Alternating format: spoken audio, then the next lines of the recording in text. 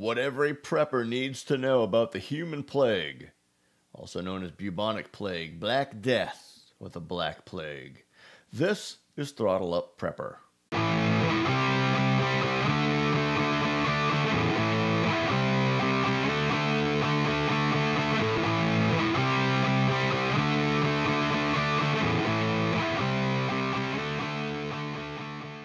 What every prepper needs to know about the human plague, also known as the bubonic plague, Black Plague, or Black Death. I am Jeff. This is Throttle Up Prepper. Welcome to the program. A very important one today indeed. And before we get started, I want to invite you to subscribe and hit the notification bell if you're not already a subscriber.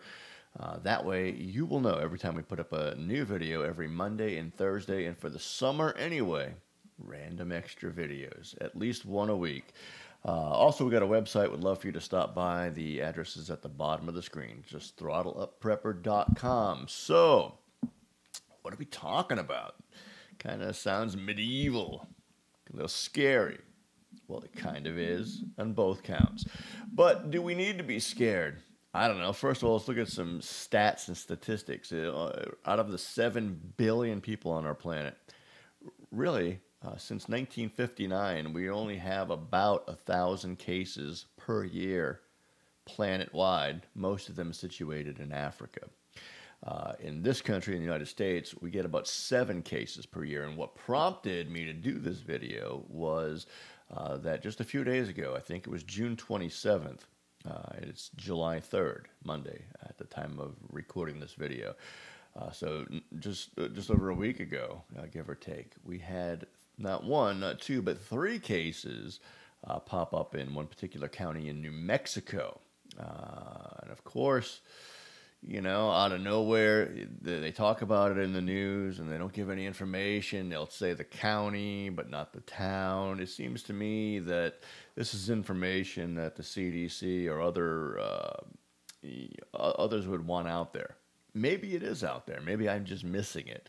But boy, oh boy, it's stuff like this that gets the conspiracy theory mill churning. So the reality is we're just over halfway through this year. We've got 3 cases. 7's normal. So is it time to panic? Probably not. But typically in this country, we see it in 4 states: California, Arizona, New Mexico, and Colorado. It's spread typically by fleas, contact with rodents, or dead animals. So, you know, here's the thing. A lot of us that are preppers are also into hiking and bushcrafting and camping. These are all activities that put you out in the woods where you could come into contact with fleas that have the plague. So you should take precautions. You know, do what you can to protect yourself from getting bitten by these infected fleas. Also, if you have a cat or a dog that you let outside, and if you got a dog, I hope to all that is right in the world that you're letting them outside. Otherwise, I'd hate to smell the inside of your house. But seriously, make sure you're using something like I can't even think of the name of it now that we put on our dog. Anyway, whatever, that medicine you put on once a month, or a flea collar, or the flea dips, or there's all kinds of options. There's even pills now that protect your dog for, I think, up to 3 months or so for fleas and ticks. You know, take precautions. Take it seriously.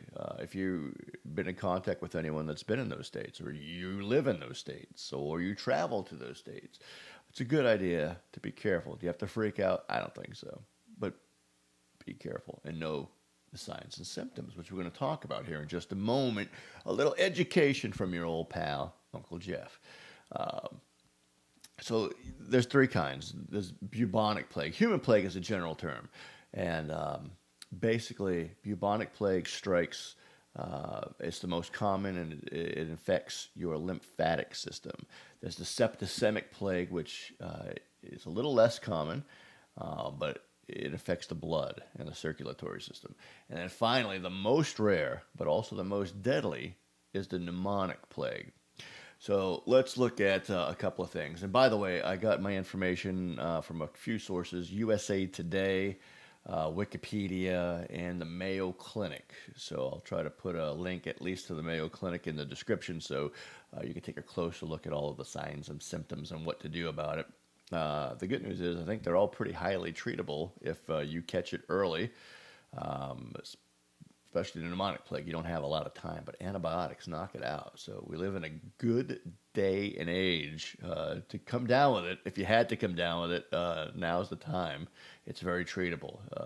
And also in a SHTF post-apocalyptic scenario, for you guys that store up the antibiotics of various forms and types, it's good for you to know the signs and symptoms. You may have to treat yourself on the run. So, bubonic plague. First of all, like I said, it attacks the lymphatic system. So if you have a sudden onset of inflammation in the lymph glands, particularly in the groin, armpit, or the neck, and these suckers start swelling to the size of a normal-sized chicken egg, you might have a problem.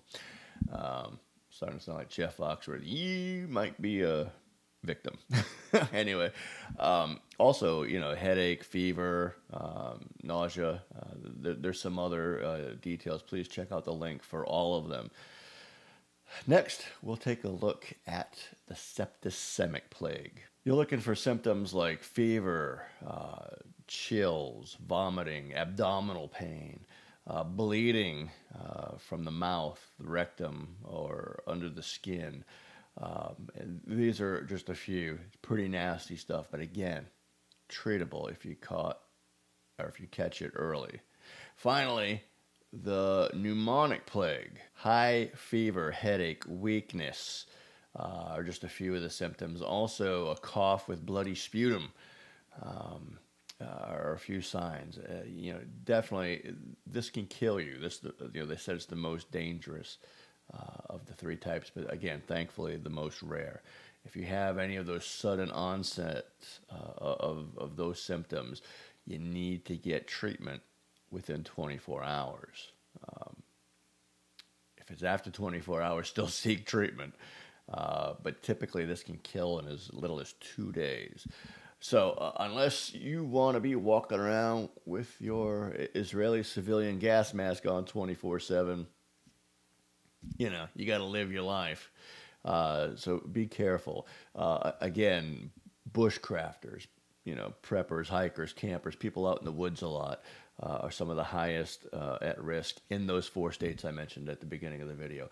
Also, for those of you who are veterinarians who take care of these sweet little puppies and kittens and so on and so forth, or you have a family member or a close friend, especially in those 4 states, it's something to be not concerned about to the point of panic, but definitely something to be aware of if you come down with any of these symptoms. And again, those aren't all of the symptoms, they're most of them, but check out the link in the description to the Mayo Clinic article on the bubonic plague. It's important for us to know what's going on. We don't know what's happening. We know there are efforts out there, maybe successful, maybe not, to weaponize the plague. I pray to God we never see that day.